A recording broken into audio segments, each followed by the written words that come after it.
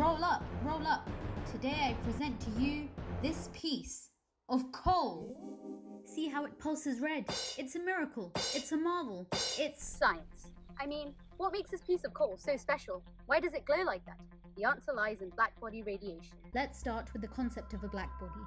A blackbody is a theoretical object that absorbs all frequencies of radiation, and it is in thermal equilibrium, meaning that it emits equally as well as it absorbs.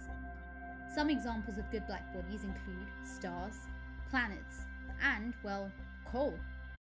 But how do they emit light? A crucial theory is that the intensity of light emitted by a blackbody radiator is dependent on the temperature alone. And here comes about our problem. Using the laws of classical physics, scientists found that the intensity of emitted light would be inversely proportional to the wavelength squared. The line, by the way, represents an arbitrary temperature. But what does this imply? That at high frequencies, or short wavelengths, the light emitted is infinitely intense. It was dubbed the ultraviolet catastrophe. As you may have realized, this isn't how real life works. Experimental results show that here's what really happened. At any arbitrary temperature, the intensity increases, peaks at a certain wavelength, and decreases again. But no matter how much they tried, the maths just didn't add up. Then in 1900, a German scientist called Max Planck came up with an idea.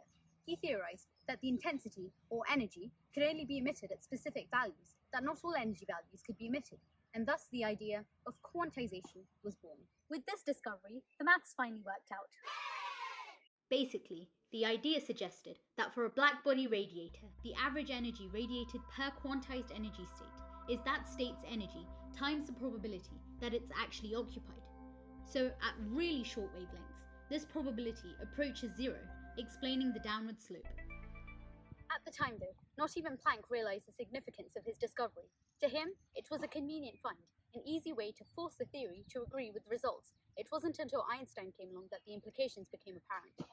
By assuming that the electromagnetic radiation could only be emitted or absorbed in discrete packets known as quanta, he found that the energy emitted was equal to the frequency times a constant h, rather fittingly named Planck's constant. This became known as the Planck-Einstein relation. A note, Planck's constant is fantastically tiny, only 6.63 times 10 to the minus 34, almost zero you could say.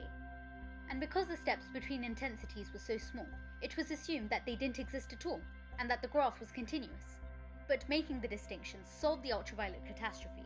His constant paved the way for the world of quantum physics, and most importantly, is a key to explaining how a piece of coal glows.